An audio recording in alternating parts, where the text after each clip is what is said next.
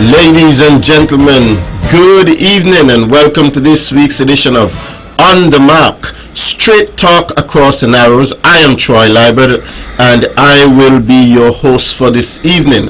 Of course, you know it's 8 p.m. on your clocks, and if you're hearing the sound of my voice, that means you're tuned into the Eastern Caribbean's only powerhouse, Von Radio 860 on your AM dial, and we're going to have a wonderful time this evening.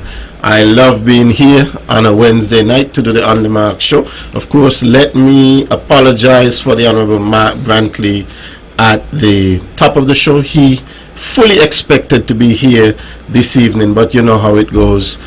Sometimes the schedule gets the best of you, and his schedule has been very, very tight in recent days. So nonetheless, I'm here and I expect that we'll have a wonderful time this evening.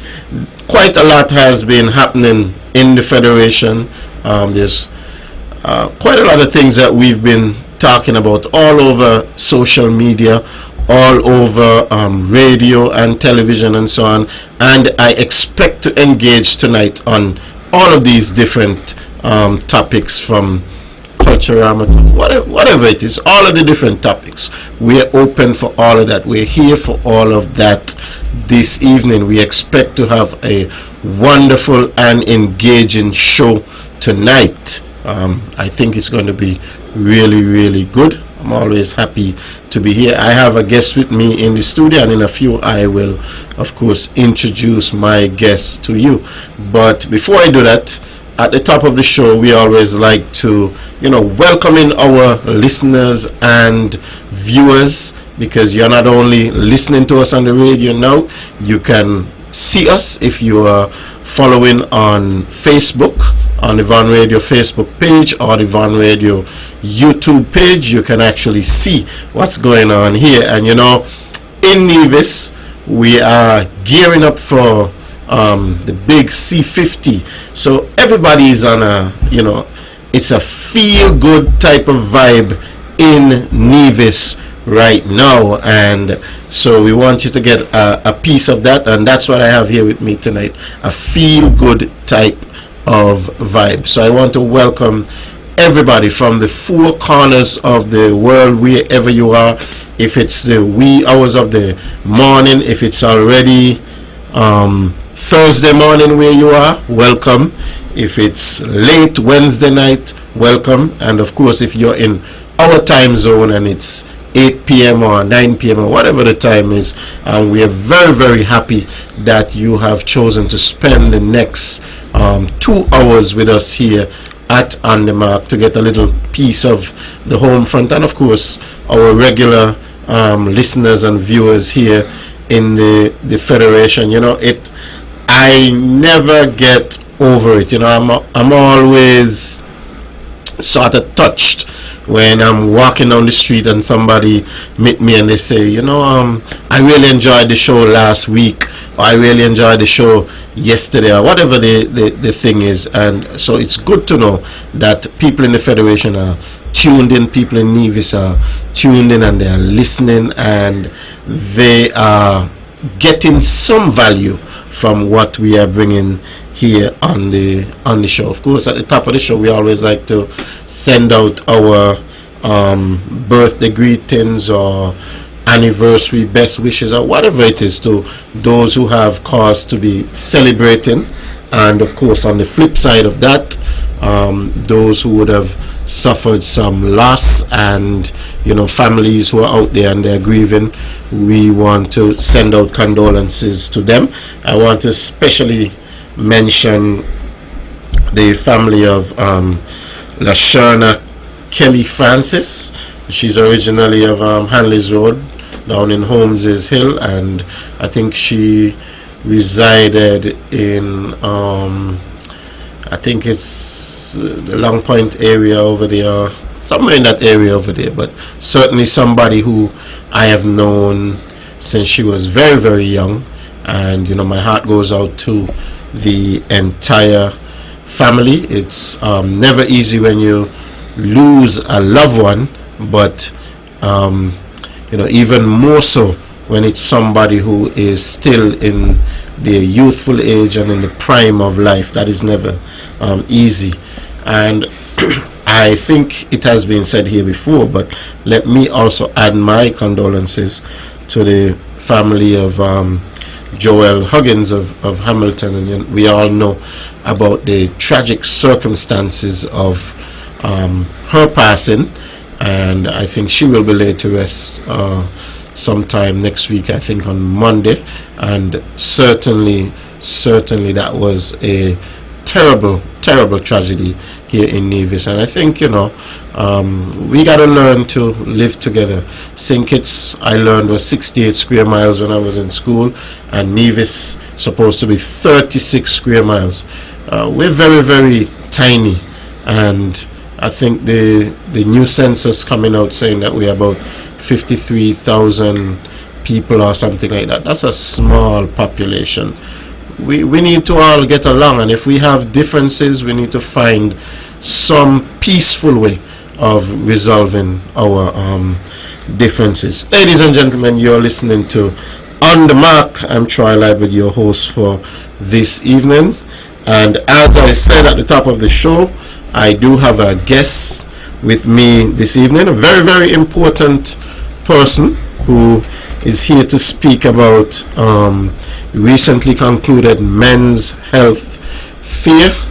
And health is something that we can't take for granted. If we don't have good health, we can't do anything. Everything that we need to do, all of our dreams, our aspirations, everything that we want to do in life, it's all contingent on us taking care of ourselves and having good health. So I'm very happy to have somebody who's a professional in the health field, our nutrition officer at the Health Promotion Unit, a young lady by the name of Janicia Pemberton. Did I get the pronunciation correct? Janicia Pemberton. Janicia Pemberton. Good evening and welcome to Von Radio and welcome to On the Mark. Good evening to all the listeners and viewers tonight.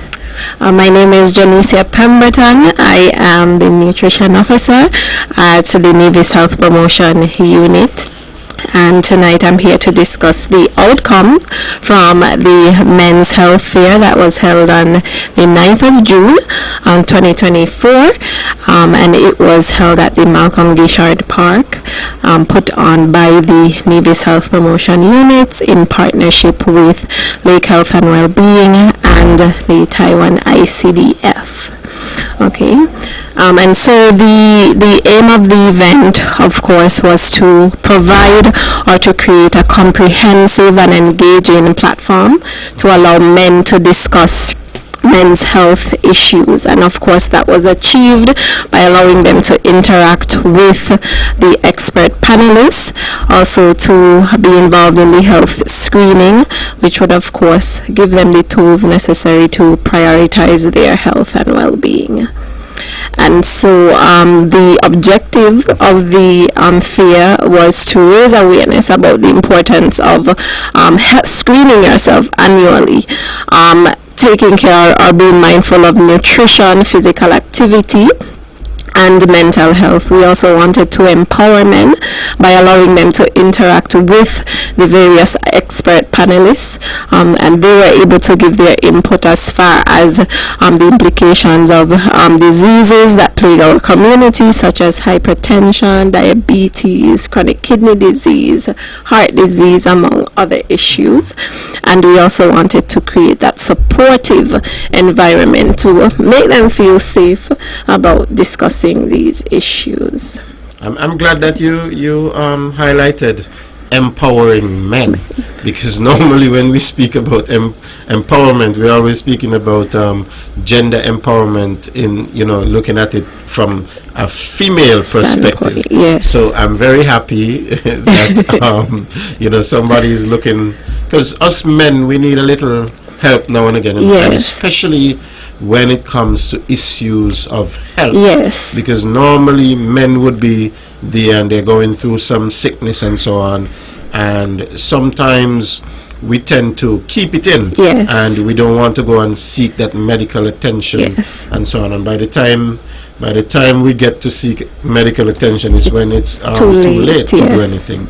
And so I'm very happy that one day was this men's health fair. Yes. I didn't get to attend myself because I was at another engagement function, but I'm very happy that the health promotion unit is coming out and being proactive about men's health and so on. So what are some of the outcomes, or what are some of the things that came out from that health talk? Okay, so of course we welcome the various panelists, the doctors, the experts in the health field.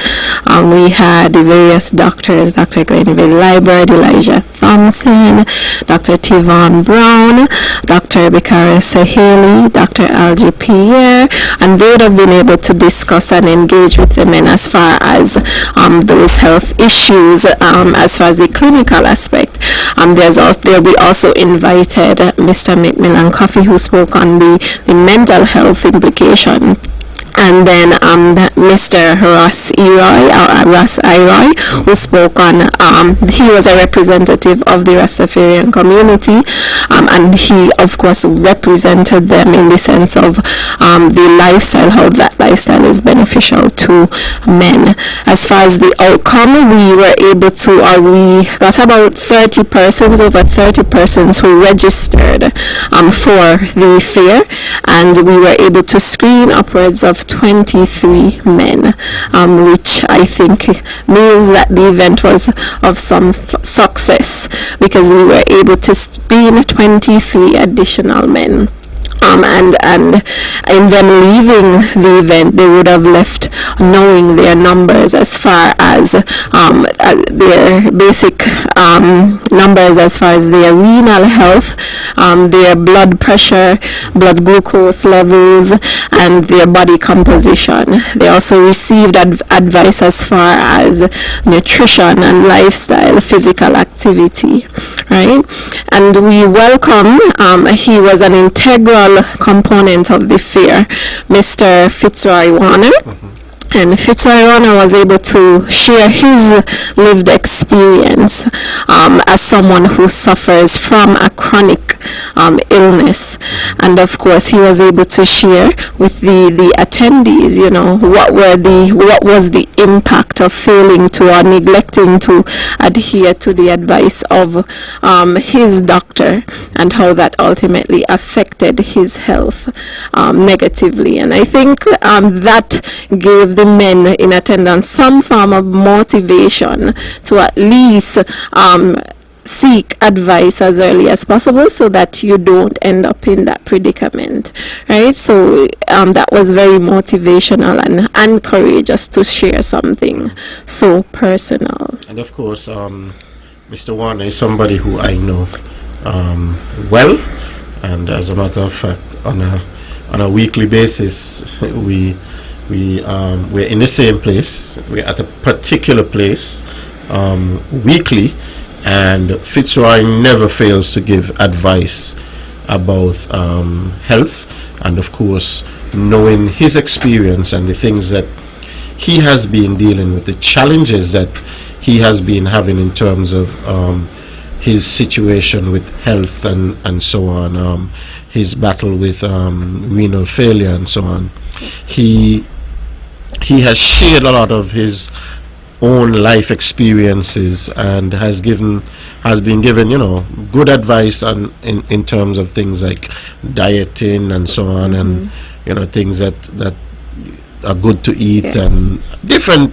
You see, people learn from experiences, yes, and it's always good when you can sit with somebody who has been through something, and they can share that experience and guide you along the path. Maybe these things you should try to avoid. Mm-hmm. And so he's somebody who's never shy about sharing his experience, and certainly I normally appreciate the advice and so on, and so I can understand where the guys at this talk, yes, would have could have benefited from something like that. Yes, and I think it's understandable as well in terms of persons being fearful about the outcome. You know, you go to the doctor and you're afraid of what the outcome may be. Perhaps it's bad, but then of course sessions like this are there to break the stigma and there to educate and our community and our people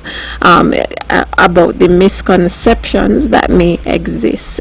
Maybe people feel as okay, maybe seeking advice isn't a manly thing to do, but I think that is the most, courageous and manly thing a man could do.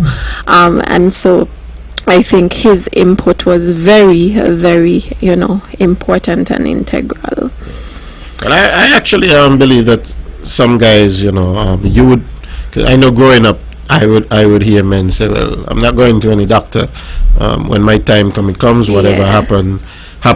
But, when something actually happened, us guys, we don't take pain well. So when something happens, we actually cry more than the ladies. Nobody heard me say that, but sometimes that is the case. And so being proactive, of course, is important. It's important to go out and get the health screening, whether it's the blood pressure checks, the sugar checks, body composition checks.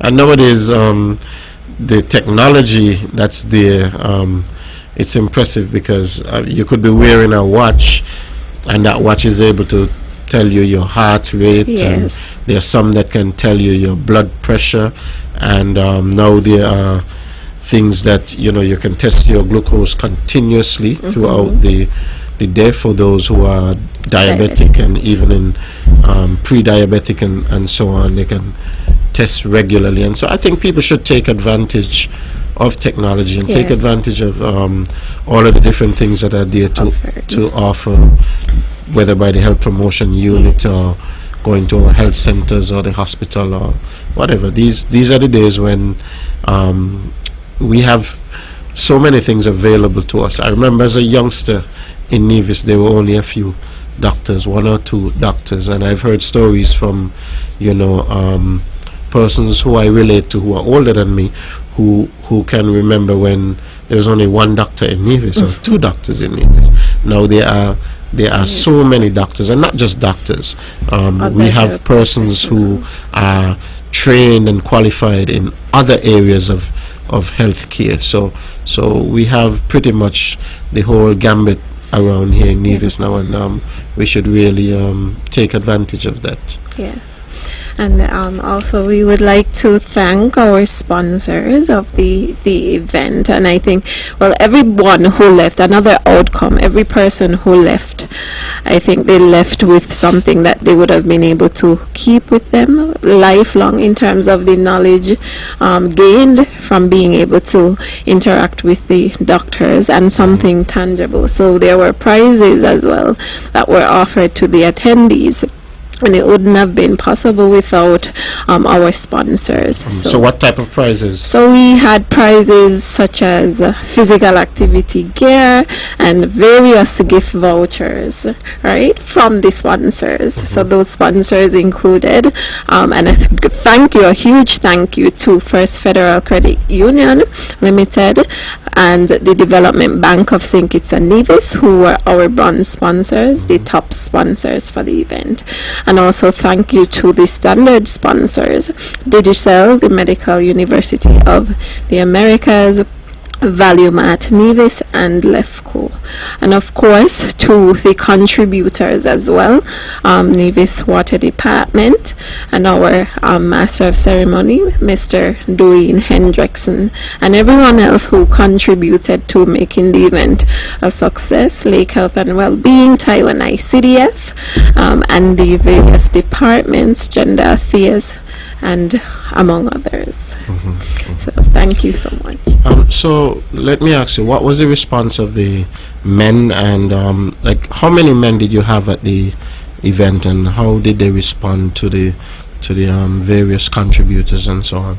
Well, of course, we had 33 persons who registered. 23 would have screened, and so in terms of the interaction, of course, they were able to ask questions as it relates to the various conditions, the various health conditions that plague us. And of course, there are also concerns as far as, the holistic approach versus the clinical, medical, pharmaceutical approach. So of course, there were questions asked or concerns as it relates to the use of pharmaceuticals when it comes to treating certain conditions. But as I would have mentioned, it's important to for the holistic and the clinical, the pharmaceutical, to work hand in hand. The doctors, the nurses, the mental health or the psychological aspect, as well as the nutrition and the physical education. They are all important when it comes to managing these various health conditions. Okay, that sounds wonderful to me. And so are you planning to have a similar event in future? Yes, and the hope is to have a similar event, Men's Talk, in the future. And of course, we are working the contributors. We have already assessed, of course, the weaknesses of the event and ways in which we could improve for future events. So yes, we do hope that there is another event in the future, and we hope that there is a greater turnout for that as well. Okay, that's wonderful, and I must say that you handle yourself very well here in the studio. Ladies and gentlemen, we have so much talent here in the Federation, in particular here in Nevis. Of course, all these young people are going out, to university and getting trained in all of these different areas. So it's not just the one or two areas that we used to have in the past. We have people with very specific expertise and so on now. So certainly if you want to go out and get a good diet, if you're feeling any kind of way, food, what I've learned is that food is very important. The type of food you eat determins how you age and all of that type of stuff. So certainly Miss Pemberton, our nutrition officer, we really value the work that you and the rest of the folks at the health promotion unit have been putting in. Certainly looking forward to an event similar to the one that you would have had for us men, because too often we're there and we want to be the iron people, but we don't want to go out and make sure that all of the little things are taken care of. So I'm happy that health promotion unit is putting on events such as these so that the men can go out and get screened and so on, and hoping that this event would grow to the maybe close to the level of what happens when Dr. Thwaites and those guys come to do the screening.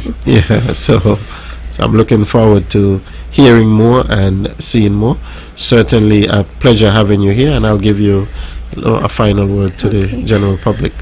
Of course, I would like to encourage our community to be proactive when it comes to our health and prioritizing our health. So I encourage men in the future, of course, turn up, show up, and it would be a benefit to you. It would be a benefit to your family. It would be a benefit to our community as a whole, and that would help to reduce the morbidity rates, the mortality rates, and ultimately that creates a healthier community, a healthier St. Kitts and Nevis. Okay. So thank you very much for coming. We certainly had a wonderful time. Ladies and gentlemen, you're listening to On the Mark, and there we had Miss Janicia Pemberton, and she is the nutrition officer at the health promotion unit, and she was here to give us a rundown on the recently concluded Men Talk Health Fair, and from all indications that would have gone really well. And you know, we are all the better for those types of interventions here on the island of Nevis. It's about 25 minutes after the 8 o'clock hour now, and so of course, you know, as I said at the top of the show, there are lots of things that we can talk about. So many things happening in the Federation. I don't want to go too long without opening the lines, because of course it is a call-in show, and so I would of course open the lines now. And of course the numbers to call are 869-469-1616 or 869-469-1700. And when the lines are open, of course, people can call in and they can start to give their various contributions to the show. Now, let me.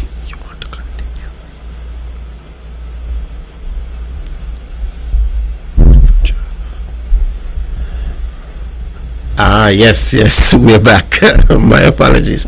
Let me at the outset, I want to extend some big congratulations to Miss Londa Brown from right here in Brown Hill on assuming her role as the Principal Education Officer at the Department of Education. And of course, Miss Brown has over 20 years of experience in the field of education, and she is one who has served in various capacities within the Department of Education. Immediately prior to this promotion, she held the post as the Deputy Principal Education Officer, and so now she has been promoted to the post of the Principal Education Officer. That means she is the officer in charge of the Department of Education. Of course, this was a role that was previously held by Miss Zanella Claxton, and as I think most of us would know, a few months ago Miss Claxton received a promotion where she became the permanent secretary of the Ministry of Education, Sports, Library Services, IT, etc. And of course Mr. Kevin Barrett, who was the previous permanent secretary in that ministry, he became the permanent secretary in the Ministry of Human Resources. So again, congratulations to Miss Londa Brown on assuming her new role, and I think she's going to do a wonderful job. Of course, that is the ministry that I am charged with running, and I have worked together with Miss Brown for a few years now, and she is certainly capable of taking on the task that she has now been given the opportunity to take on. So I have no doubt in my mind that she is going to do an excellent job. Of course, education in Nevis, we continue to promote young people, we continue to give opportunities to our people, and the promotion of Miss Brown is just another in along the same vein of what we have tried to do, to really give opportunities to young people. So Miss Brown, congratulations, and I know that you're going to do an excellent job. Of course, ladies and gentlemen, continuing on a little bit of education, this is the month of June, and the month of June is Child Month, and of course we had the launch of Child Month earlier this month, and at the beginning of the month, and our theme for Child Month this year is Embrace Inclusion, Every Child Counts.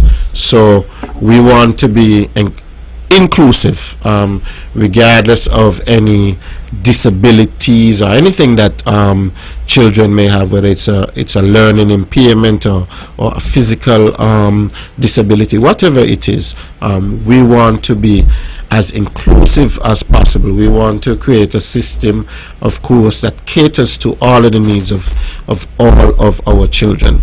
So we are embracing inclusion, and we want every child to feel like they are a part of the system. We want every child to know that they matter. So every child counts. Of course, we would have commenced the Child Month celebrations with our church service. I think we have our first call for the evening, so I will pause and go to the line. Caller, you're on the mark. Good night. Hello, good evening, Mr. Liburd. Yes, good evening. Hello? Yes, good evening. I'm hearing you loud and clear. Fitzroy Warner here. How you doing, sir? But I am not too bad. I just not too long got in from dialysis. Mm-hmm. And I received a call saying I should call Von Radio. Mm-hmm. I asked the person, what for? They said, just call Von Radio and just talk. But as soon as I tuned in, I heard the young lady's voice. So I said, I know what she's talking about. Mr. Liburd, it was a really good event. Wonderful. I would have loved to see more men, but those who were there really, I would say they had a good time in learning about their body and what they should do from what they should not do. And what was particularly touching for me is when I finished my presentation, a young man called me, said that he wanted to talk to me, and he's about 37. And when the event finished, he came over to me and he said, Mr. Warner, I enjoy your presentation, and I believe I need to check my kidneys. So I said, what's going on? He said, based on the signs and symptoms that you were talking about, I believe I might have them. And I was like, wow. How old are you? And he told me 37. So I pointed him to a doctor, which was Dr. Cieli, and I said, go over to Cieli and talk to him, tell him of your experience. And then he went and he came back to me and he said, Mr. Warner, I thank you. I am going to go and do some checks tomorrow. I said, promise me you're going to go tomorrow. He said, yes, I'm going to go tomorrow because my father died from renal failure. Wow. And I believe I might be heading there. And I said, well, what really brought a young man like you to this convention? He said, I really want to hear about my health. So that's why I came. And Mr. Liburd, I would like to appeal to the many needies and to the women. Women, make sure your boyfriends and your husband go to the doctor. Make sure that they go to the doctor as early as tomorrow. Do some blood works. You see, once you do blood works, you will know what's going on. And once you know what's going on, a little change of lifestyle, or maybe 2 medication, you can avoid the emergency and avoid places like dialysis and those places. It was really informative. I really did enjoy it, and I want to commend Nadine and her team for putting on such a high class event. It was really good. And I particularly enjoy his presentation, and then I enjoy his drink. Went to sleep very well after that. I don't know what he was made of, but I slept all night. So if anybody having a problem with sleep, check out. That's all I can say. But Mr. Liburd, yeah, it was really good. And I hope the promotion unit continue to do this kind of event. I would like to see one done on diabetes. One specifically on diabetes? Yes, because a lot of men since that has came up to me and say, what do you think about diabetes? And I am not a doctor, but I was able to refer them to a really good medication. But I told them to check with the doctor first about it and the lifestyle they should live. So, and if anyone see me walking on the street, I do not to talk about politics. I leave politics for the politicians and you guys. This is a politics show, you know, so you could talk a little bit. To helping my friends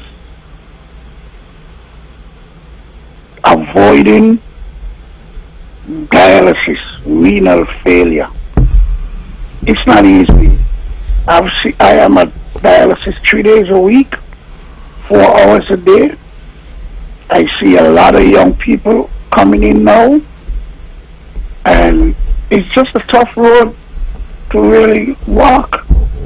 So please, guys, try and avoid it. And one of the hot topics, Mr. Liburd, you should have been there, is erectile dysfunction.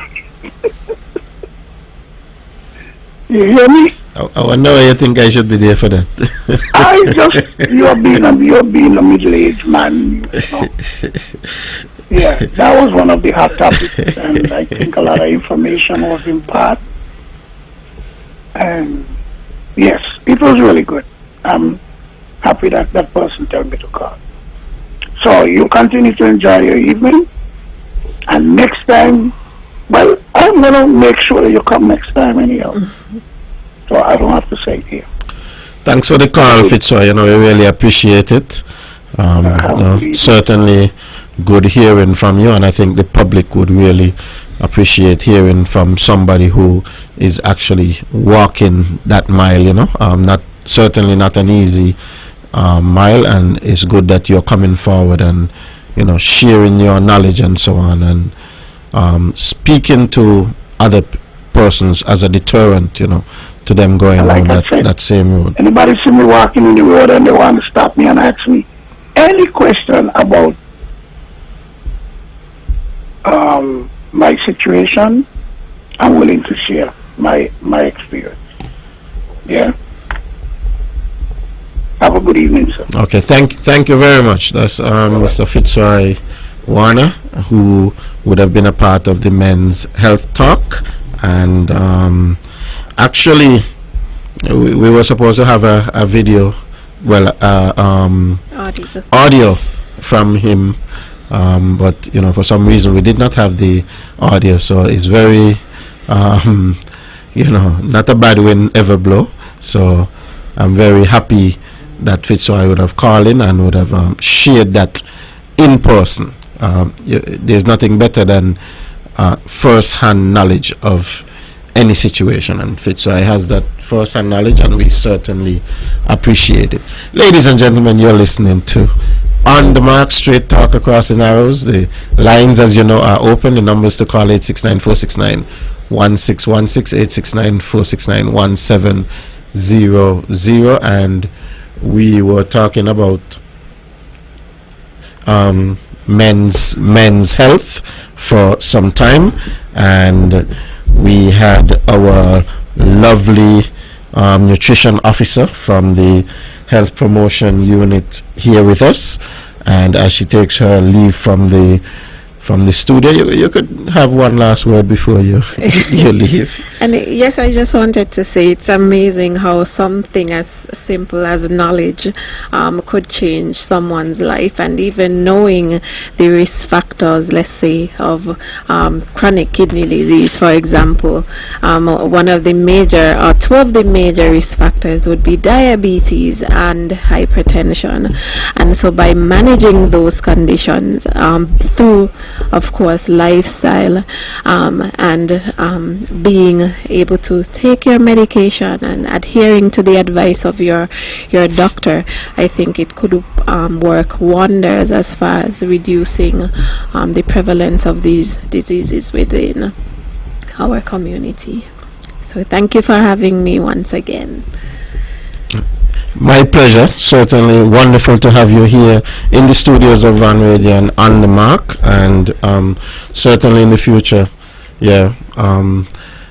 we look forward to you coming back and to the health promotion unit, other events similar to the men's health talk. Of course, the suggestion was made of doing something specific for maybe diabetes, something specific for maybe hypertension related to men. I think this is some place where this is something that women do a lot better than the men in the sense of going and getting those checks done regularly, annual checkups and so on. I think as men we could do better, and so I think tonight, wherever you men are, you can make that pledge to yourself. Hey, I'm going to do better. I'm going to go and get checked regularly, do some blood work, find out what's going on in the body, and we would be all the better for it. Ladies and gentlemen, I was talking a little bit about education. Of course, I spoke about the promotion of Miss Londa Brown to the role as Principal Education Officer, and then I segued to speak a bit about our Child Month, and that continues. We had our Child Month service, and that was held at the Gingerland Seventh-day Adventist Church, and then on last week Friday we would have had the big Child Month March, and that is something that people on Nevis look forward to. And you know, all of the young children of preschool age and our kindergarten children, they certainly look forward to the Child Month March. We had a great march coming through the streets of Charlestown. We were all in white, and we all had our t-shirts that said "Every Child Counts," and certainly it's always a good thing when, as a society, we can go out and show our young children, show the youngest and the most vulnerable children that they matter and that they really, really mean something to us as a society. Also happening, we had the launch of the Prospective Teachers course that would have happened on Monday morning. I was at the launch. I was there actually to kick off the launch of the Prospective Teachers course. We had that at the Jessup's Community Center, and of course it's wonderful. Every year, you know, we have persons going off to university to further their educations, or persons leaving the system, and of course we have new persons wanting to be teachers and coming in. So the Prospective Teachers course is the way that we find new staff for the most part. So we had about 40 young persons who are attending the course. The course will be over the next 2 weeks. Of course, we have the Renako Morton Primary School Cricket Championships, and that is going to kick off on Monday, June 24th. We're going to have the opening ceremony for that, and it will go until July 11. We have 8 primary schools that are going to be participating in the tournament this year, and we're hoping for a wonderful tournament. Most of the games are going to be at the E.T. Willett Park, but of course we will have some games at the VOJN grounds and at the Hard Times playing field. And we're looking for the general public to come out and to support our young cricketers in the federation, and certainly here in Nevis.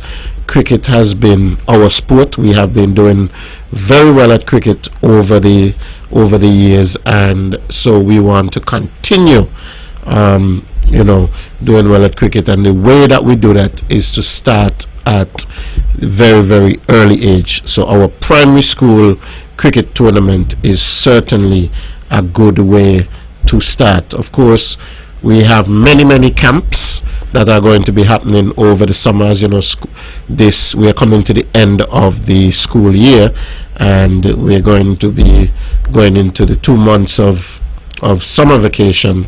And so, to keep the children of school age busy, we're going to be offering many camps. And one of the camps that's going to be, or a few of the camps that are going to be offered, are being offered by the Department of Sports, and so registration is already open for those camps.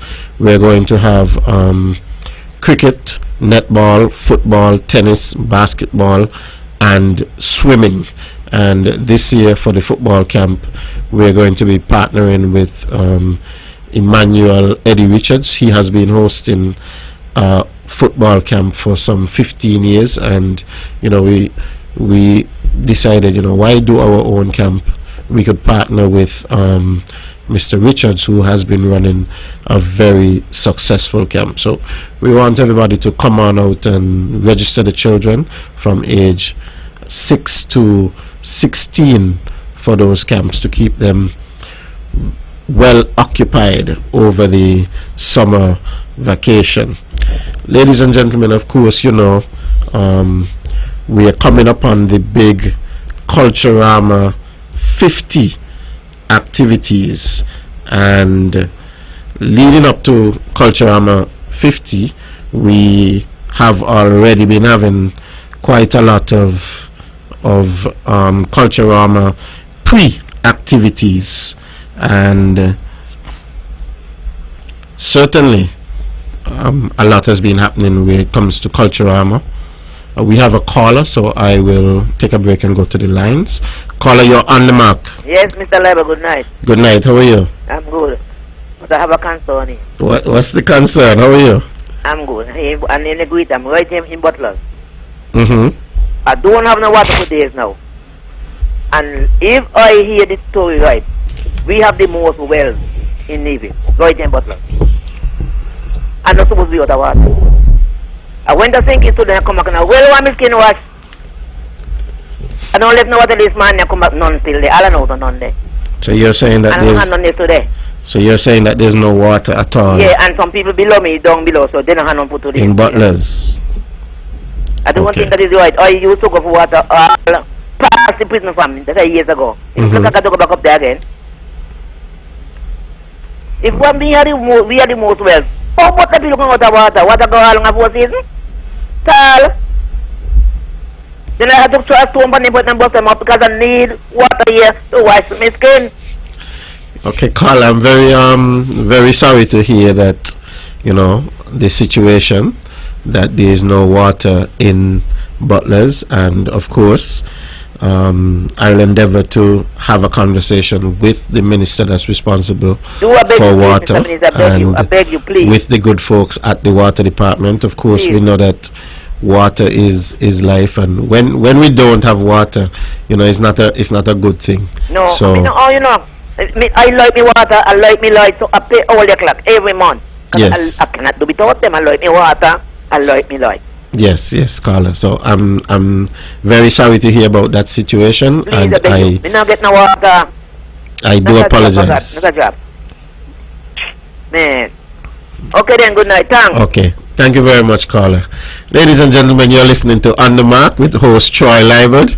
We are about 10 minutes before the 9 o'clock hour, and we just had a caller to call in and say that they have been having some challenges with water in the Butlers area. We have another caller. Let's go back to the lines. Caller, you're on the mark. Good night. Hi, Troy Liburd. Good night, sir. How are you? Can you hear me? Yes, I can hear you. Yeah, I have an old phone here. It doesn't work so well. Let me start by thanking you for hosting the show for me tonight. I am very grateful because I reached out to you rather late, but you responded positively, and I want to thank you publicly for that. I want to apologize to the public for not being there tonight, but I travel early tomorrow, and as a consequence, having had a press conference late today, I thought it was better to come home and pack and make arrangements. So thank you, Troy. I just heard the caller talking about the water situation, and I too would want to apologize to her. I spoke about it in my press conference today. And caller who just called, this is Mark Brantley, the Premier.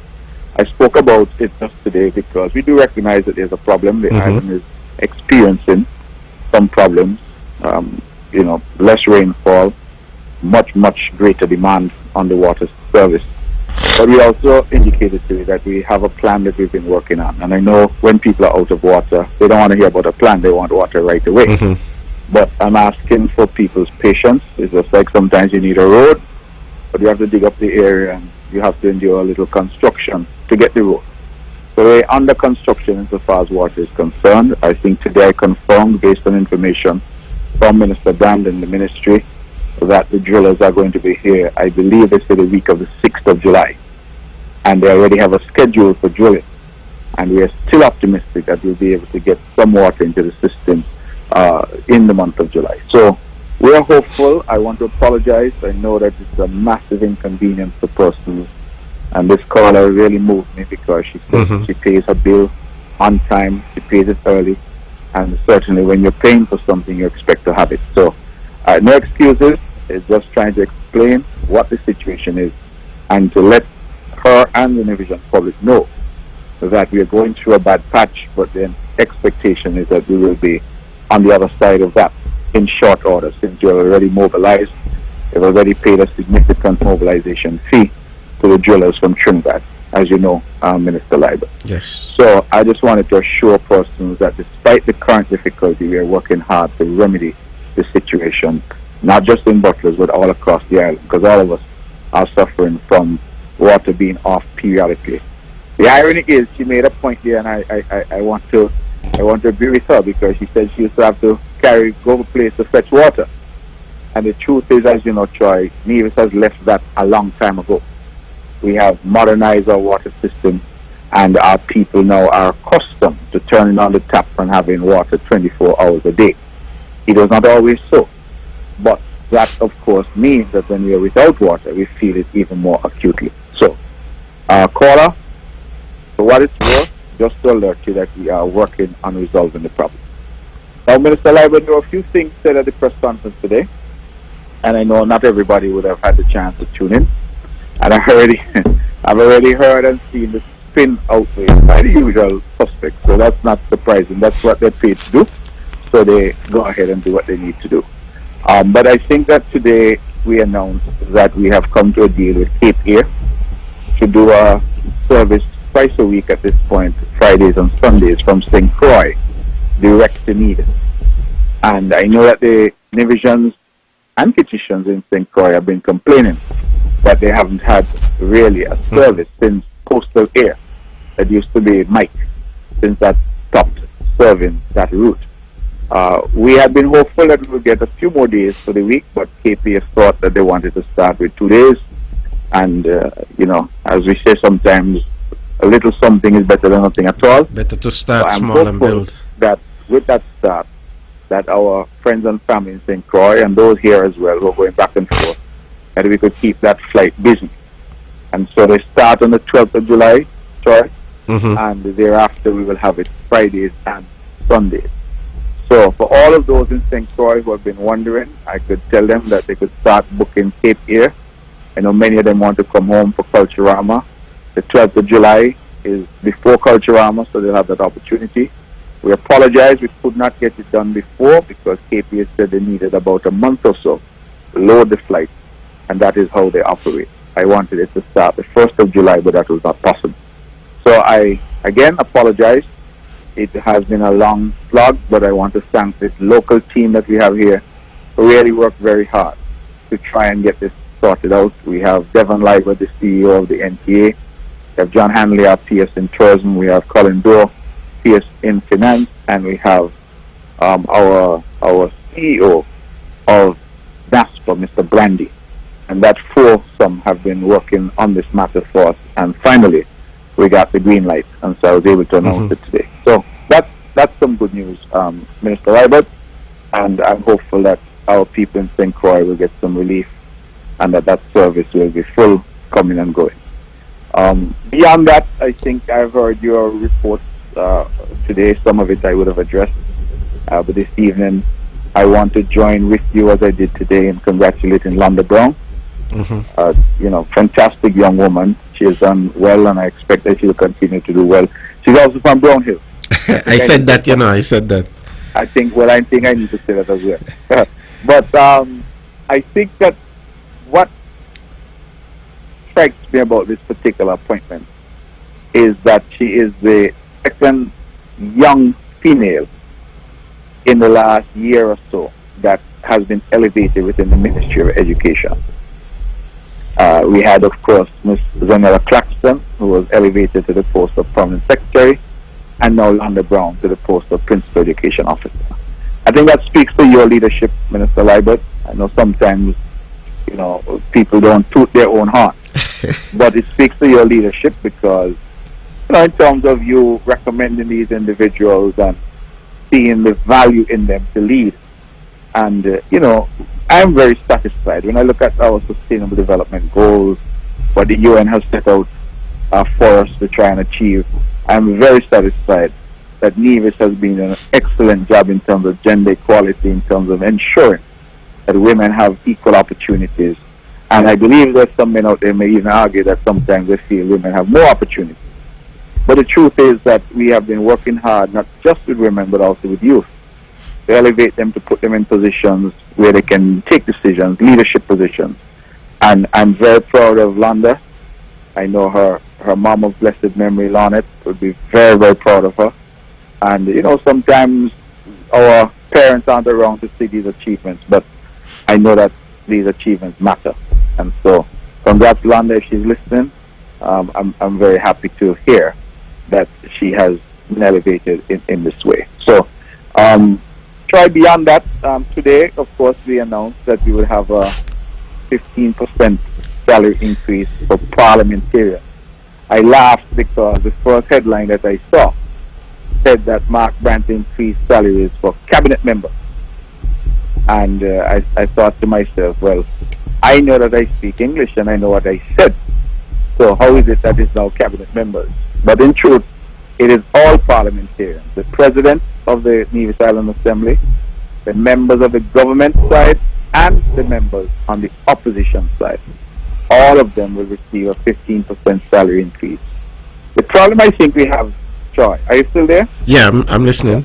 The problem I think we have in Nevis, and it seems to be a region-wide problem, our people do not listen to things themselves. Our people do not read anything for themselves. Our people respond to some headline that some mischief maker puts up. And sometimes, as you know, with just the headline, people don't get the essence of why certain things are being done, how they're being done, and the rationale behind them. Exactly. And so, today when I saw the first headline, Mark Grant increases salaries for cabinet members, I said, well, I didn't know the president of the assembly and members of the opposition are members of the cabinet. But you could see that was obviously done to mislead, to try and create in the public something that cabinet is decided to increase cabinet salary, and so we are just taking care of ourselves, which is not the case. I want to just... Hello? Hello? Yeah, you were breaking up for a bit. Yeah, I apologize. I just want to say to the public, as I said today, can you still hear me? Yes, I'm hearing you now. Yeah, I want to say to the public, as I said today, Minister Liburd, that we as a government would have authorized and approved a salary increase for public servants of 15%. It was done in 3 tranches. The first tranche in 2022 was made retroactive Then we had a tranche in 2023 and a tranche in 2024. What that did in terms of salary increases, it meant that in some cases, permanent secretaries were actually earning more than their minister. And so we had that anomaly.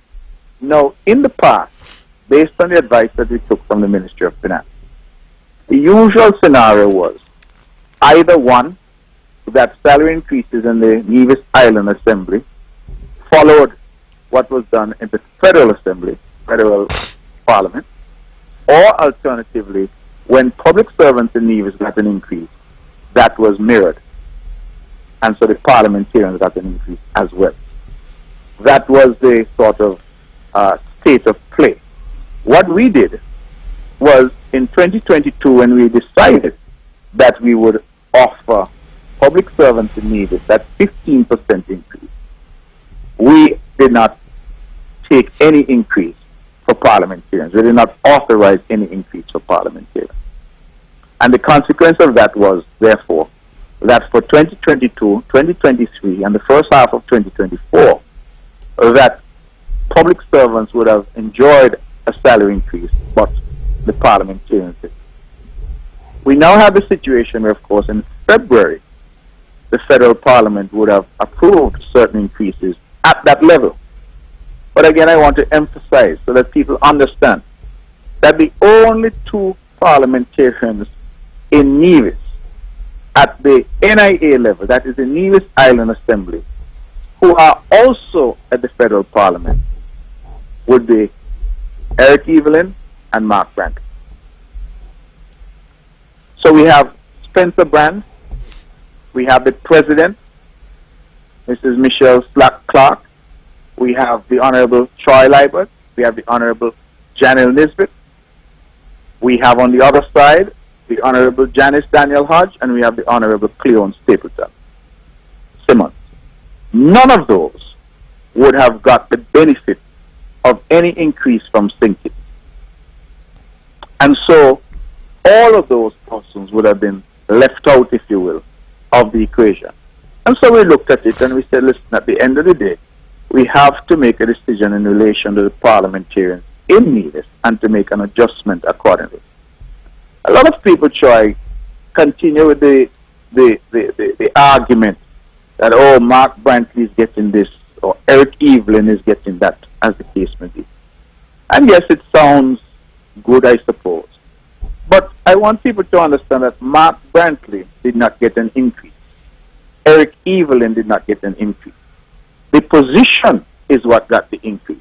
And the reason I say that is because if tomorrow somebody else is in that position, or if tomorrow those positions are differently held, let us say, for example, that tomorrow I am no longer a federal parliamentarian, I'm only in the NIA, then I will get my increase in the NIA as authorized by the cabinet in Nevis, and vice versa. If I'm only a member of the federal parliament, then I will get whatever increase is authorized there. And so I wanted to make that very clear because, again, the mischief makers are out there and they're trying their very best to create this illusion. In fact, I saw a headline somebody sent me that said I have received now, 68% salary increase, something nonsensical like that. Because they say I got how much in Sinkits and how much in Nevis. And, it is really, I think, unfortunate because the amount of noise, it crowds out our ability to have meaningful dialogue and conversation. The increase has been put in place. It took effect on June 1st for all parliamentarians, government and opposition, and it is not retroactive. So whereas public servants got theirs in 2022, the first 5% retroactive, this is all prospective. So this looks forward, not backwards. And that is the current position. We thought at the end of the day that we didn't go down the same road as the federal parliament, and we opted instead for the more manageable approach, which was to do the 15% that the public servants had got. And what that does, Minister Liburd, is it brings parity again between parliamentarians and public servants. And that is the position. I've heard a lot of I saw the the single member from the NRP who is in the parliament come out with a bold statement today and said that she doesn't agree with the increase. But I found it interesting because she doesn't agree.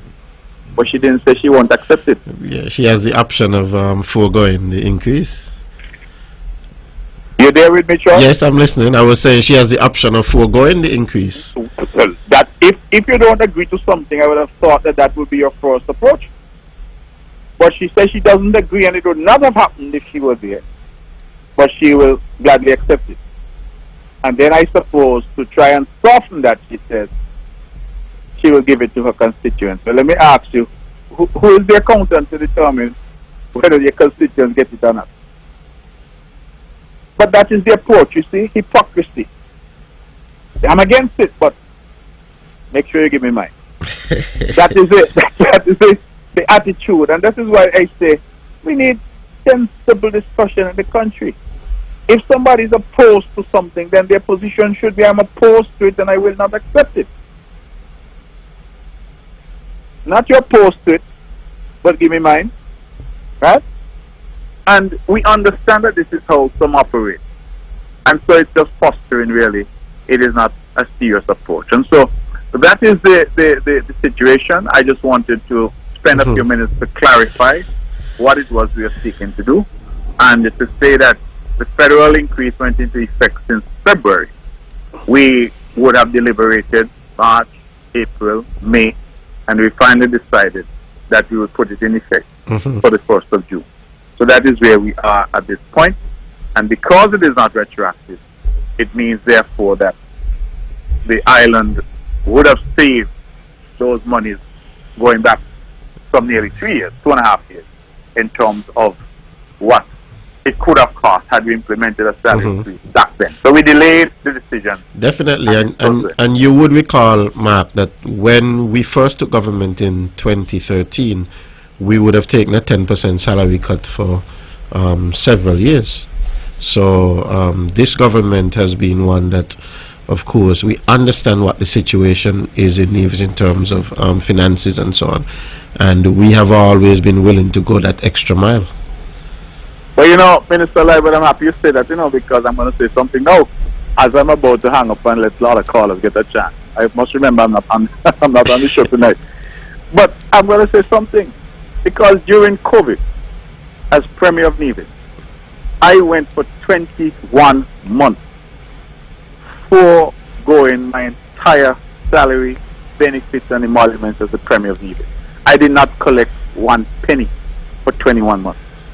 And other members of cabinet, including yourself, took a pay cut. You recall? I recall. For I believe it was 3 months, or it could have been 6 months. I can't recall. But for a period, you would have taken a pay cut. Every member of cabinet agreed. And in my case, I took no salary for 21 months. And let me ask the question rhetorically, because I know what the answer is. You ever hear anybody say, Mark Brantley's Premier, that was good of you? No, because the idea, and let's face it, and I like to have honest conversation. The idea is that there are many out there who feel that any amount that is paid to the politician is too much. That is the reality. And so as I said to someone tonight, I said, listen, the truth is, any time that the politician's salary is going to be increased is a bad time. We saw the huge uproar in St. Kitts when it happened. Nobody seems to be talking about that now, but you recall that was headline news. Definitely. And the same thing is happening now again. And those who, with their misinformation and trying to create anxiety in the community over the fact that an increase has happened. But as I said, when I flip the script and I say, the same people who are now saying how greedy and how this and how that the Premier of Nevis is, they never uttered a word when for 21 months they seem to all know how much money is earned by the Premier, and they should know it's in the estimate. So work out 21 months by that amount to see how much money was left in the Treasury. And the reason it was left there is because we understood how difficult the situation was.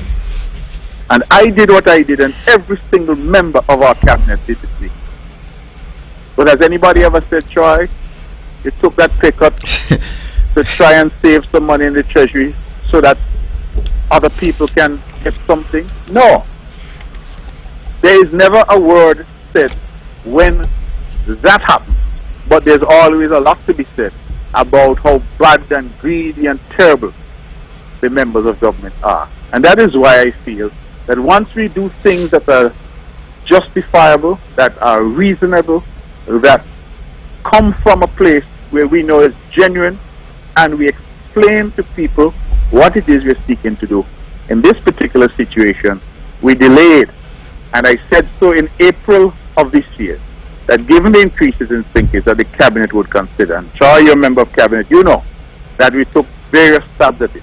We kept coming at it, adjourning, coming back at it, until eventually in May we took the decision that we took. I've taken up far too much of your time, so thank you very much for the opportunity. It's your show, you know, the call is always welcomed, and certainly I think the public would be enlightened by what you have shared, so definitely I appreciate it. Ladies and gentlemen, you're listening to On The Mark. The lines are open. The numbers to call 869-469-1616, 869-469-1700. We go back to the lines. You have a caller. Caller, you're on the mark. Good night. Yes, caller, you're on the mark. Hi. Yes, could you speak up, please? Troy, Yes, good night. Go ahead. me just a call to tell the premier. Tell the premier that me Melo say me need a raise. Okay, Melo. Me need a raise. And according to Mr. Herbert just say, right, this is a right moment. Okay, Melo, you have a wonderful night. You remember years ago, long time when people not got no shower? Yeah, I'm hearing you. Everybody get them skin washed out of one bucket of water. Yes. And how they used to do it, everybody soap up, and then you rinse off, right? Yes. Okay. So with the water situation, me not tell you no lie. Me a make fun out of it, eh? Me Yes. say me a little bit pissed off, eh? Me a make fun out of it because it's send you right back to them days there. Cause when you go under your shower, you run water. And when you get the bill, you cost. And we that are done. Who are no vex are done. Good night. Thank you very much. Ladies and gentlemen, you're listening to On The Mark. And you know, I want to talk a little bit about the water. The Premier did make a few really good points there. Okay, we have a caller. Let me go back to the lines. Caller, you're On The Mark. Good night. Good night, Troy. Yes, good night. How are you? Can you please give the general public an update on the cleaners payment? On the Cleaners and the payment? which cleaners payment? The general public need an update on. Cleaners payment and also the update and when they will get in their balance. Thank you.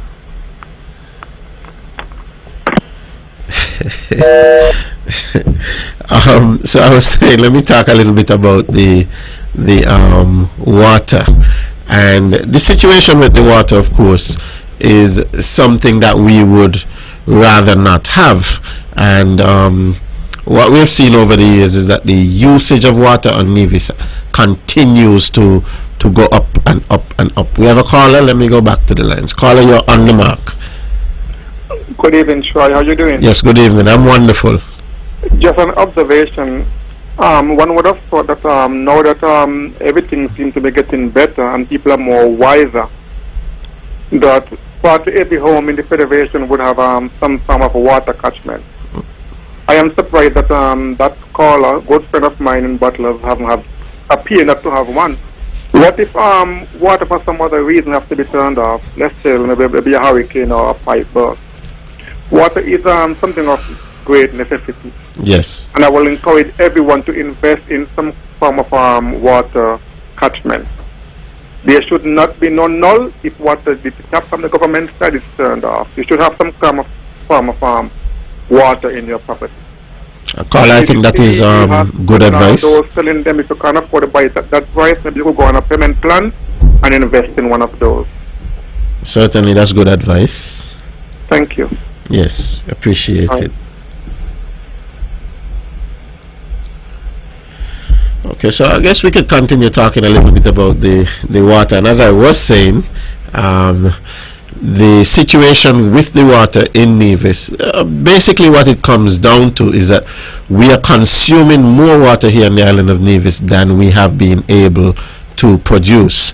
And we do produce quite a lot of water here on the island of Nevis. I think the water department has the capability to produce somewhere close to 2 million gallons of water per day, but the usage continues to go up and up each year. People consume more water. People are watering their gardens. You have more persons washing their vehicles. People are finding different things to do with water. And so in a time like this when water is scarce, what I would want to do is to urge the general public to be sparing in terms of the way how you use water. As soon as the water comes back on, don't just start to go out and do all of the different things with water. Let's break and take a call. We go back to the lines. Caller, you're on the mark. Good night. Good evening. Is Mr. Brantley in? No, this is Troy Liburd. Troy. But he's listening. Oh, he's listening. Okay. I had a little proposal for Mr. Brantley. I think I know this voice, you know. Oh, okay. Go ahead, caller. So you think the proposal might carry? Yes. Okay, good. Well, try what actually happened. Right, Carl? I can't hear the radio good, really, but I'm on the line with you now. Now, while he's listening, Mr. Brantley, I was trying to get in touch with Mr. Brantley before the press conference because I have a smart proposal, like I said, to put to him. Now, for culture number 50, try. Mm-hmm. I would like the NIA to award 50 small businesses in Nevis with $1,500. That won't hurt. You get 10 from each parishes. You got me from St. James along with 9 more.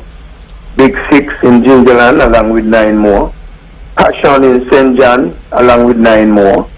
The Octagon in town along with 9 more. And you go Barnsworth, you mix less up there along with 9 more from St. Thomas's. Mm-hmm. So you got 50 small businesses for Culturama 50. And you give them a $1,500. That would work out to be $1,500? Huh? How much you said? $1,500? $1,500 or 15. A $50. $1,500 each. $1,500. That would work out to be about 2.5. 5.25, about 2.5. Now, when you look at it, try look at it this way. Mm-hmm. You have, I'm serious, with that. And I'm going to have to make a little appointment for me because I'm going to have to take up this with Mr. Mantley directly. When you look at it, try every parliamentarian in St. Kitts who goes to parliament in St. Kitts get a 50% raise. Not 33. Let me work it out rightly. They got 50% raise in May. Now, every parliamentarian in Nevis also going to get a 15% raise. Mm-hmm. So these parliamentarians who goes to St. Kitts, one will get 50% and two will get 65% raise. That's how we got to work it out. That's how we think. That's how we do math. 15 and 50 are 65. Okay?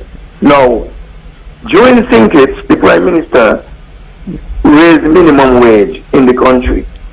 So I think he got up to 420 or wherever he got up to. In January, he got up to 500. Up to this minute, no parliamentarian, no Prime Minister, no Premier could say, listen, we are going to look to small business and we're going to give them incentives. We don't get small business people don't get no incentive. No, we now have to battle with next year whether we're going to keep workers or, make them redundant.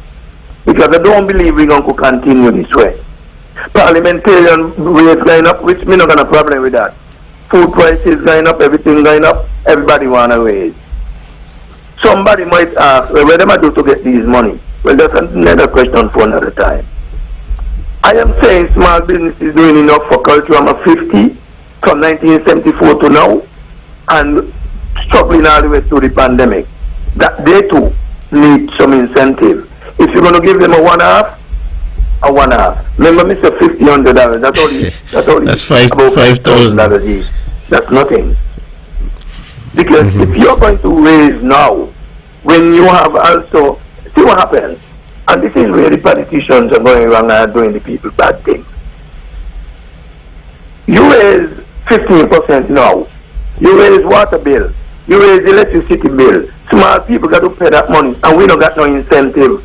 We don't have no atmosphere to make that money. So, that means we go on bankrupt. We can't meet our financial requirements. We don't catch ourselves from the pandemic. What's going to happen to us? That means, what that is simply saying, you're running the indigenous business out of business in Nevis out of business. But Carla, I would say that both the electricity and the water remain heavily subsidized here on Nevis. They're not going up nowhere?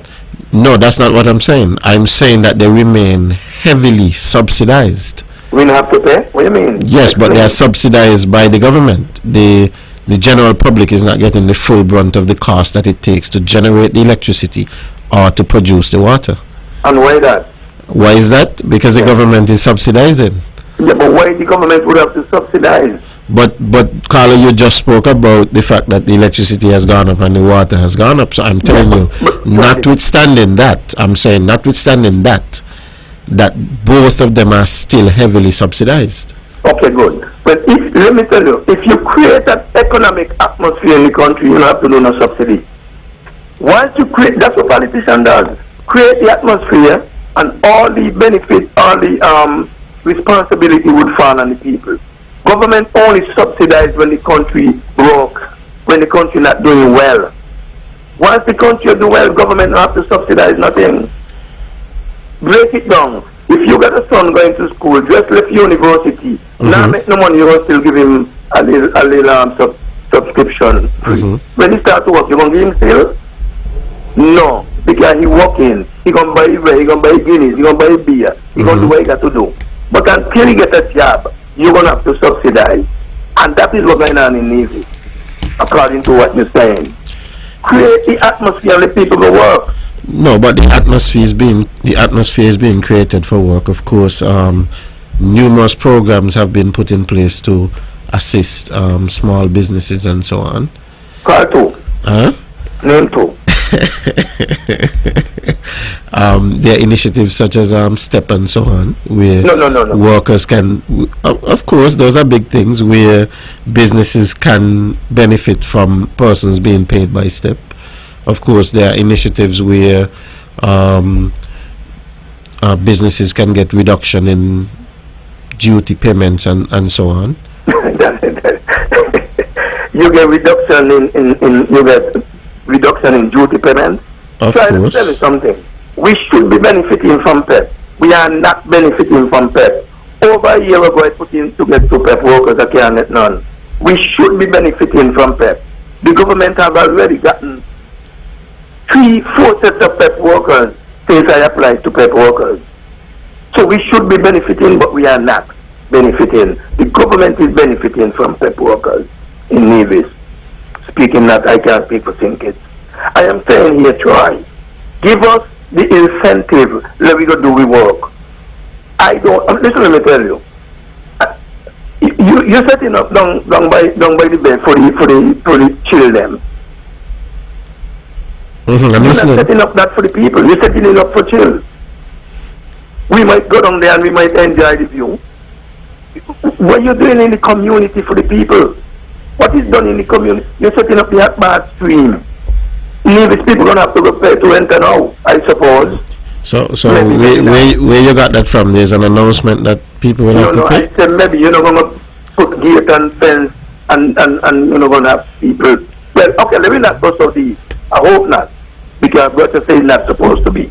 So I hope not. Let me go back to the small business incentive. And let me stick it there.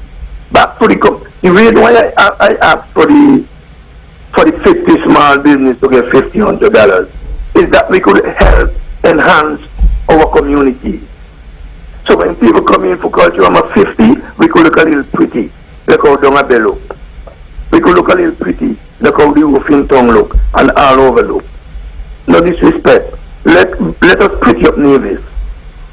to him at 50. Make the appointment to Mr. Brantley, tell him I want to meet with him, and then meanwhile, I'm going to talk to you don't need no appointment to see Mr. Brantley. A man of your caliber can see Mr. Brantley at any time, and as a matter of fact, you might not need to go to see him. He might come to see you. When people come to me, they don't talk politics, I talk political issues. Well, this would not be politics. This would be talking about issues affecting small businesses. Of course, I'm sure he always listens to you. So you might just give me a call and tell me what time we can meet. Yes. But sure, we want activities in the community, man. But there are lots of activities happening at the moment. We have Culturama, and I know Culturama has been having different bar crawls and so on going around the island. I'm not talking about music playing here and there, and a man released a calypso. I'm talking about economic activity. Of course, there's, just about 2 weeks ago, I had somebody who is really involved in construction. I had a conversation with them, and they told me they can't find anybody to do some plastering because pretty much all of the tradesmen and navies are occupied. They can't find anybody to do any work. I hope they listen and they could call for themselves. Of course they could call. Of course, that would be welcomed. But try, listen, I don't think that is so true either, because the government has taken over about 95% of the construction in Nevis. Why would you say that? Well, a government has built houses here and there for people. When the government take over houses, they give whoever bid or whoever they want. Time gone when a man have a job, he would go over there and they would employ them. If the government is going to build a low-income house, they got the low-income worker. I can't want a low-income house from the government and say I want Rodney Crozier build me house. Just say no. The government is going to say no. They got to be a builder. Okay, so you want us to walk down that road? No, I don't want you to walk down the road. I just want people to be employed.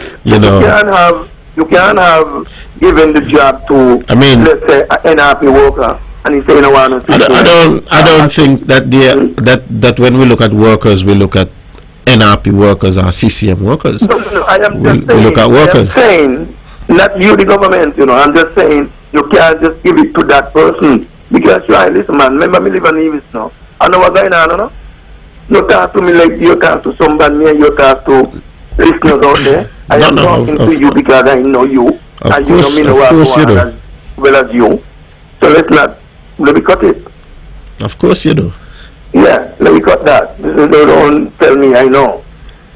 But I think there is the 65% raise where them guys just get. It's going to hurt us. And if we don't look seriously into small business, we're going to lose workers. So who would have gotten that 65% raise? Well, Eric just get 15 think it's a math. You get 50, but you're not getting 15 up here for sure. You're not going to get that again. Yeah. And you just get thing down there. 50. I don't know how we look. I personally can't look at it like that. You don't get it. You're going to get 15 up here. Yes, but I personally can't look at it like that. Folks would have come to the people, and the people would have voted for them to be the representatives. They're not in government.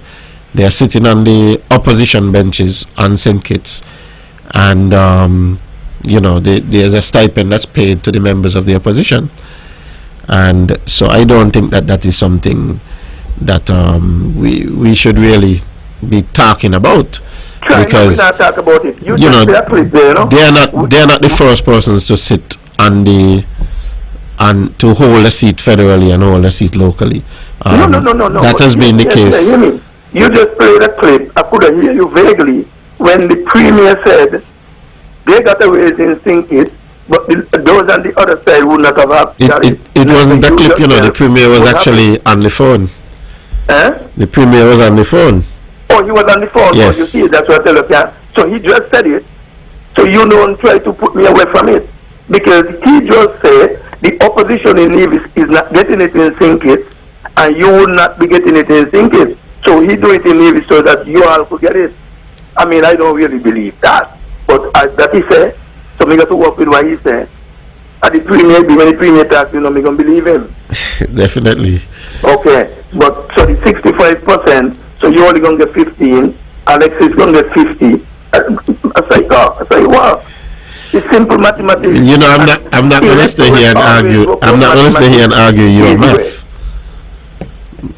I'm not gonna stay here and argue your math. But what I will say is that these people hold positions, and the positions come with a certain amount of pay, and you know that's just what it is. I'm very sure that the politicians don't do the comparison with a civil servant. You're the one who organize the civil servant pay. Don't say, oh, civil servant been getting more than me, and civil, you do what you got to do, and forget about civil servant. Listen to me, if the premier said 20%, I would have said, okay. People might ask me, why we never do get the raise there? They might ask you the same question, why you do get the raise there? But that's not my question. I just had somebody send me some information saying that you know, houses built through the corporation, that you can actually request your own contractor if. But then don't have to send you that, you know, you're in the corporation. If you so please. No, I'm not in the corporation, but I guess that is in response for what you would have said. That, right, man. Come on. No. Somebody just sent me that on WhatsApp. Yeah, but you could have tell me that yes, because you're in the government. Yes, but because I'm in the government doesn't mean that I have the information on every department of the government. And of course, NHLDC is a you know, statutory body. Maybe that person who caller, we have. I'm getting the indications that we have a few other calls. For too long. Let me just say this: if the premier say you're going to do 20%, I would have no problem, because things are rising in the country for everybody. All I am saying, cancel it on the other side. I know the premier is a man heart, and he would say what he got to say, but let him understand that small business is looking for this culture of 50 proposal to fill. Thank you very much, caller. You're most welcome. Ladies and gentlemen, you're listening to On The Mark. We have come to the last half an hour of the show. The calls are coming fast and furious. Let's stick to the lines. Caller, you're on the mark. Good night. Good evening, sir. Yes, good night. Could you speak a little closer to the phone? Yeah. I'm hardly hearing you. Yeah. I'm thanking you for the support you have given us at times. Definitely, that goes without saying, you know. I'm happy to. For the sponsorship that we gave the other day, and also to. Could you speak up a little bit? I'm hardly hearing you. I'll put the phone closer to your mouth. Okay, we just need another full light, so that we could continue doing what we're doing. Okay. And you try the light, and there's a little problem, but you know. I'll definitely see if we can get that worked out for you. Yeah, and last Sunday we had a good time there with our grand fund there. Mm-hmm. Where we had domino competition, cricket competition, bunny eating, and the eating competition, and I give thanks to Evelyn, give thanks to Cindy and Derek and the David brothers and all those who gave us sponsorship. And coming up Sunday, we're going to continue with the Village Premier League with a match with the Combined School versus Church at 1 o'clock, and at 3 p.m. the big match between the Bushwhackers and the Guyanese. They are the two unbeaten teams in the tournament so far. And thank all those persons who come out and to support us. And remember, on August the 4th, we're going to have a big thing there at our time when we're going to be playing domino and cricket against our returning nationals. We're going to have a team from the VPF playing against returning nationals. I have Bernard Prentice, he's in the States organizing the returning national part of it. And then we are hoping that we're going to have a good time. And thanks the Honorable Eric Evelyn for sponsoring the BPA League. In terms of the winner of the BPA League will get a trophy and cash prize from Eric Evelyn. And thank him for sponsoring all those short drama tickets for the past 5 weeks. At least 2 persons per week was able to get short drama tickets. Eric Packet gonna join by the time he done. No, not really. That's a light moment, man. That's a light moment. Everything is for the people of Jindaland who Definitely. support him. Definitely. So that's one thing I can say with Eric Evelyn. He loved the people of Jindaland, and he Definitely. I think and he once people see Eric, they see Gingerland. yeah.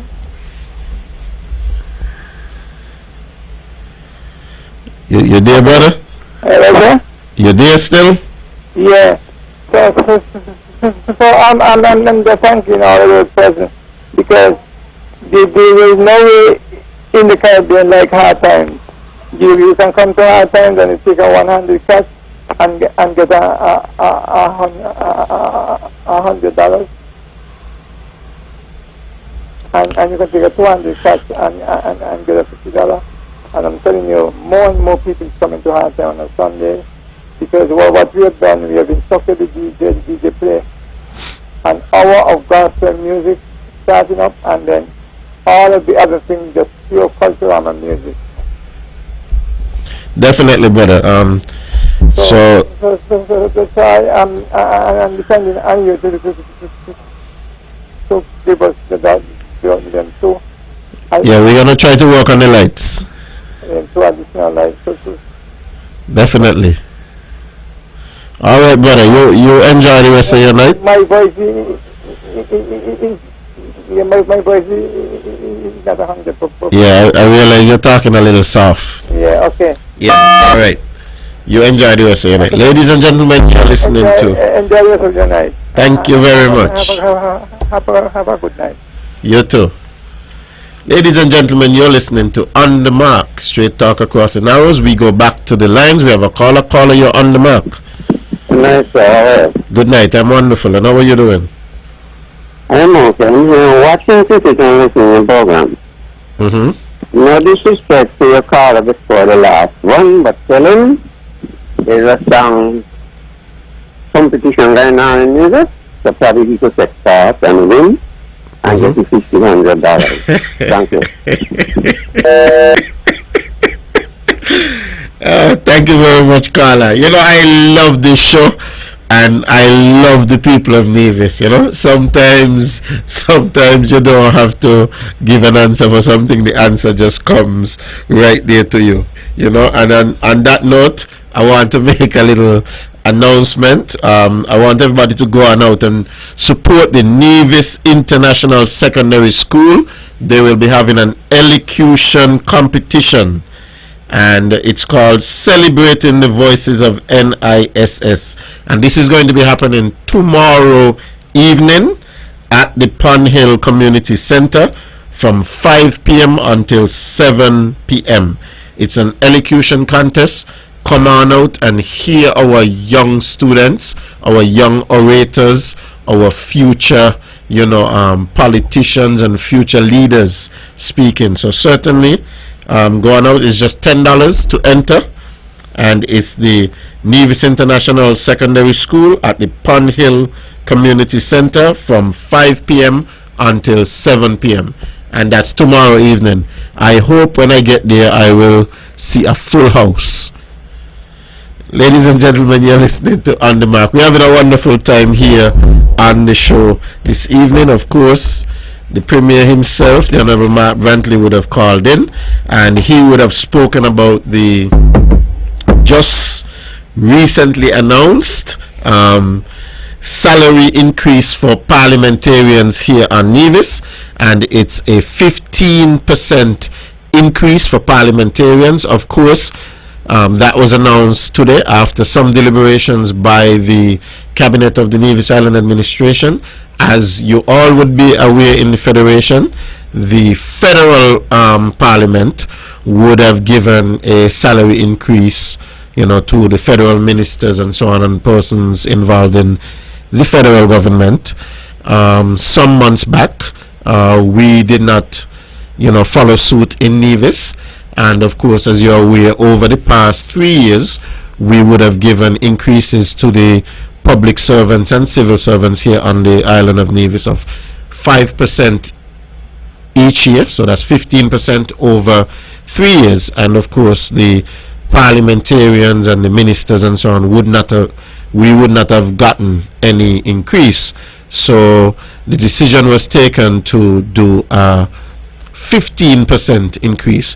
Of course, we could have gone the way that they went in St. Kitts. That increase was a more hefty increase, but here in Nevis, of course, we do everything modestly, and so we went with the 15% increase. Of course, we've heard the naysayers, all over Facebook now. You're seeing all kind of people saying that persons are greedy and persons are this and persons are that, but the 15% increase is just to bring us, up on the same level as would have been done for the civil servants.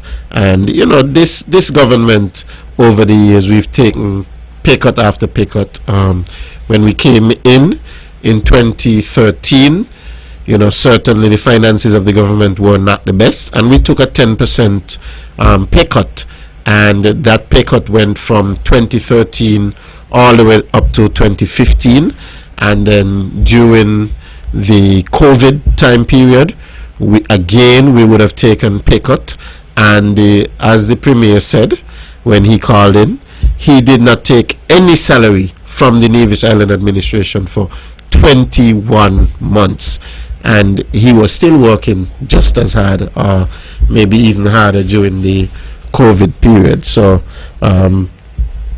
I think all of the talk about that is, much to do about nothing. Of course, we heard about the deal with Cape Air that will allow persons from St. Croix and the U.S. Virgin Islands to get to and from Nevis 2 flights per week on Friday and Sunday. So that's a wonderful initiative. I've had people from St. Croix calling because they want to come home for Culture Armor 50, and the government has been working, or had been working on it for some time, and we're very, very happy now that we're able to announce that Cape Air will now be doing 2 flights per week from St. Croix direct to Nevis. So quite a lot happening in the Federation, and sometimes when things happen, people want to talk. I think I'm gonna touch the topic, because the big topic that people have been talking about right now in the Federation has been this RICO case that was filed in the United States by Mr.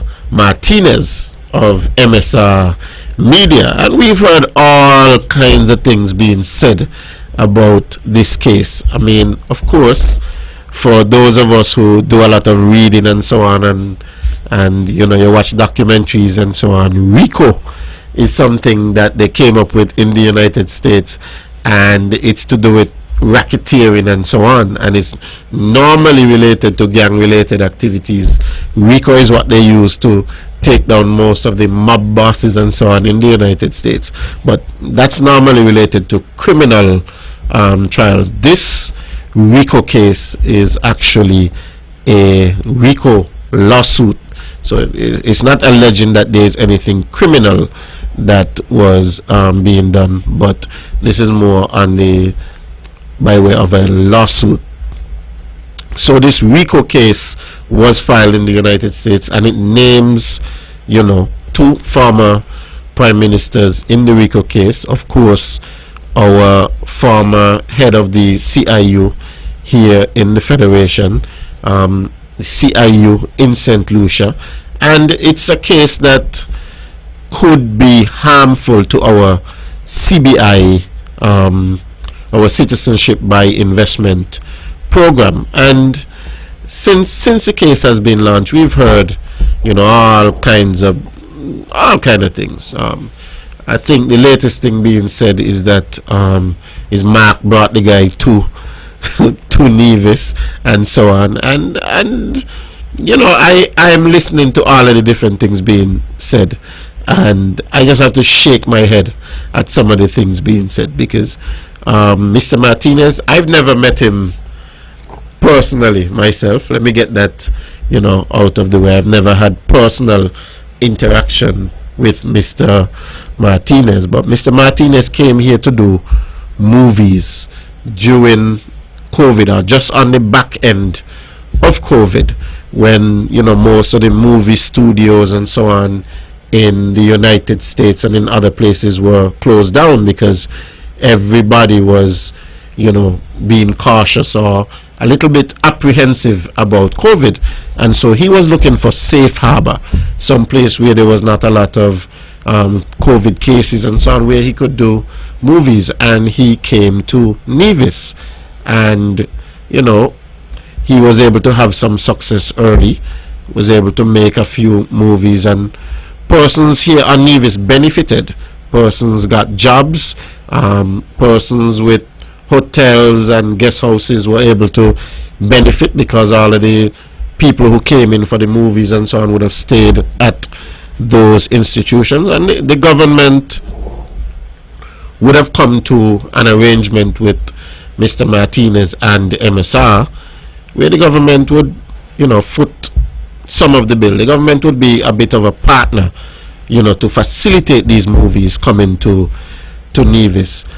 But that is what he came for, movies. So now how do you get from coming to Nevis to make movies to being involved in citizenship by investment and CBI and all of these different things, to now getting to the point where a RICO case is being filed?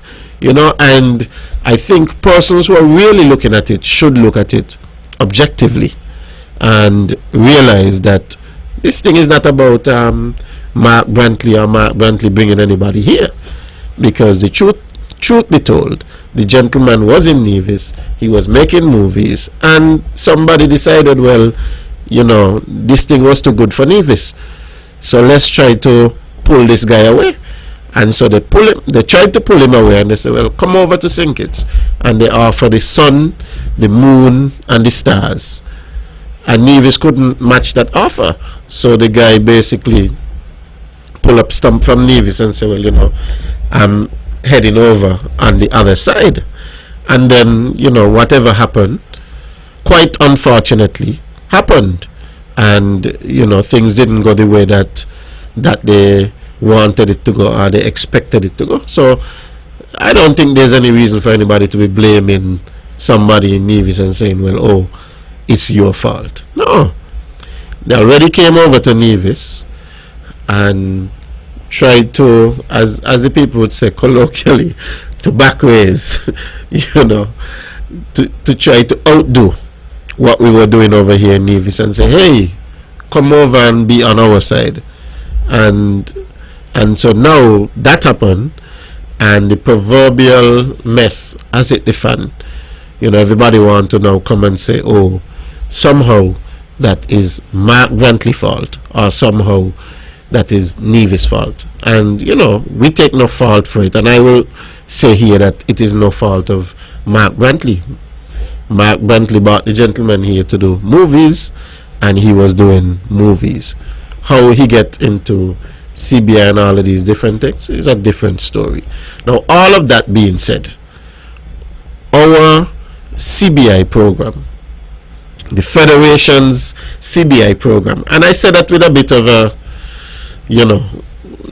of a cheeky smile when I say the Federation's CBI program, because all of a sudden, now that the RICO case has come out and we're talking about CBI, it's St. Kitts and Nevis, but I think most of us would know, because I've been here on the radio I've been in the House of Assembly, I've been all over talking about the CBI and saying that we over here on Nevis have not benefited proportionally from the CBI. But now, of course, that, you know, things are going bad and so on, it's St. Kitts and Nevis CBI.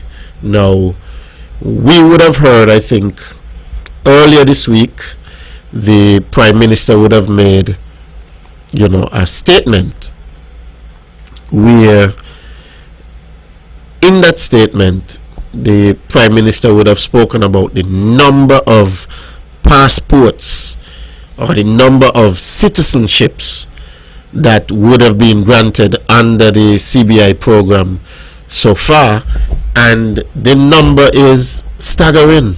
The number is alarming, but that is the number that, for those of us who have been following this thing closely, that is the number that we were sort of expecting. I believe it was about a week ago or so that I had a conversation with, you know, some persons, and we were talking about citizenship by investment, and the person asked me for a best guess on how many citizenship I thought would have already been out there, and I told him somewhere in the region of 50,000. You know, the person said to me, that can't be true.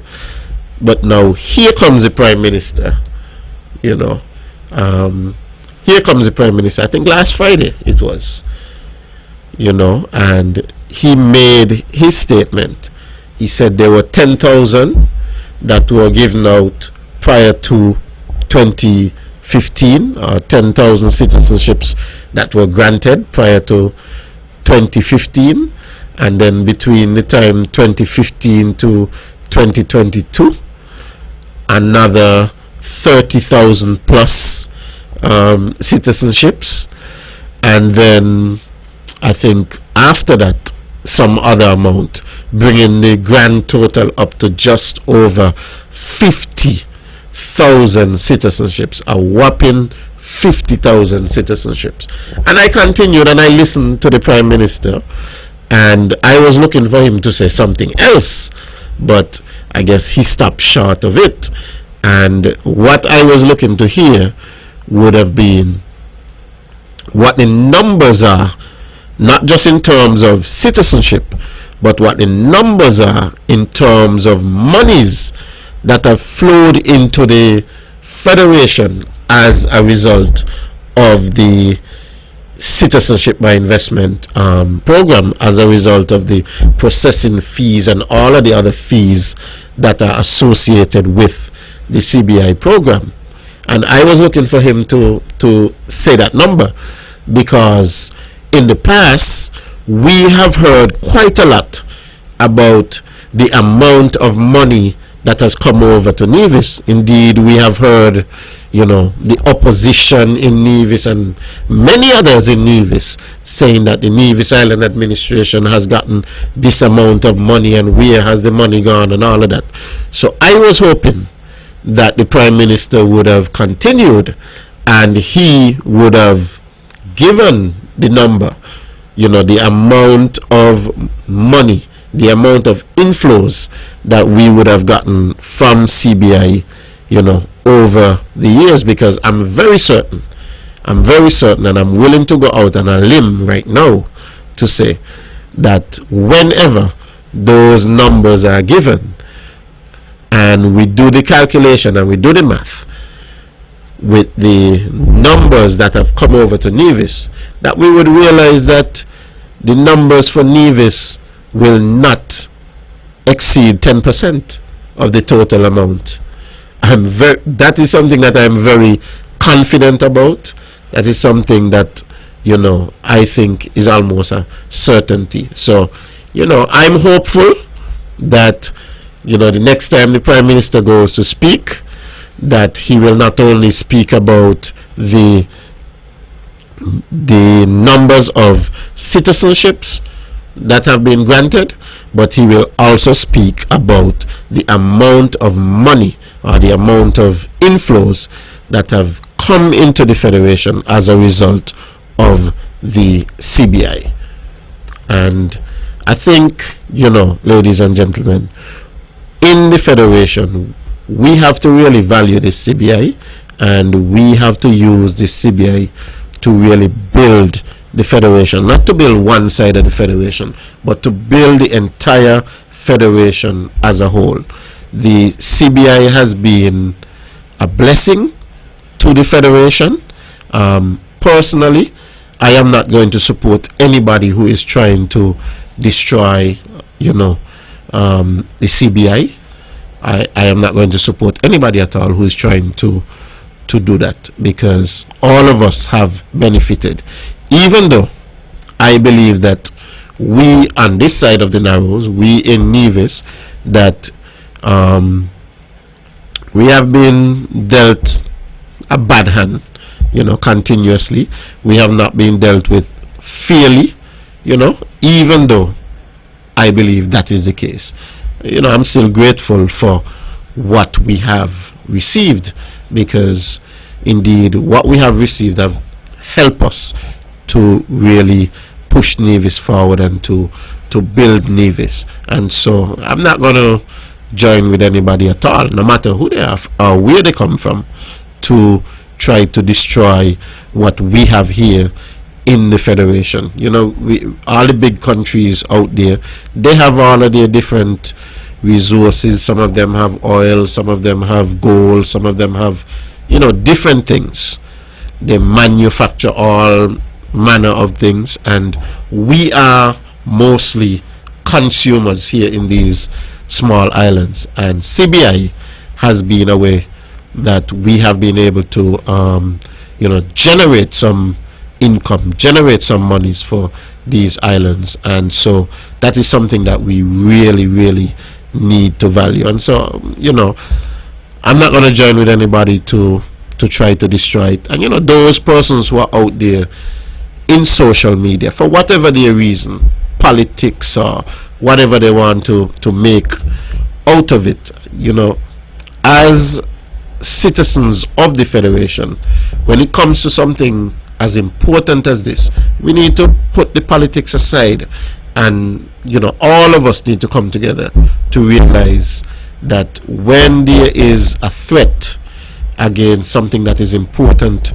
to the Federation, that we all need to stand together, because we are all on the same side at the end of the day. We all want what is best for the Federation. We all want what is best for the people of the Federation, and we won't be able to achieve that if we are bickering and fighting against each other, trying to bring each other down, that type of thing. So I think when it comes to the matter of the CBI, we should all stand together. And I think coming out of this, that we should really look at the situation and try to be fair to everybody across the Federation, because when things are going good, I think everything should be shared, because when things are going bad, we all gonna have to share it. So I guess what we've heard about this RICO case, I think the numbers being bandied around is that persons are looking for up to $1 trillion. I don't know if that's the case or what, but I know here in the Federation we certainly don't have $1 trillion to give anybody. Ladies and gentlemen, that's my little bit in terms of the CBI. We're creeping up on the 10 o'clock hour. The show was certainly a wonderful show tonight. I want to thank all of those who tuned in to On The Mark, all of those who certainly called in and gave their views. I want to, of course, thank Miss Janicia Pemberton, who was here with me earlier and who shared that pertinent and important information about men's health, and certainly we would want to welcome anything from the health promotion unit when it comes to health and dealing with things such as diabetes and hypertension and so on. We have to make sure that we continue to be our brother's keeper, and we continue to live with each other and look out for each other. Ladies and gentlemen, that's our show for this evening. Of course, if you didn't catch the show tonight, you can certainly catch the replay, which will be tomorrow at 1 p.m. Do have a wonderful evening.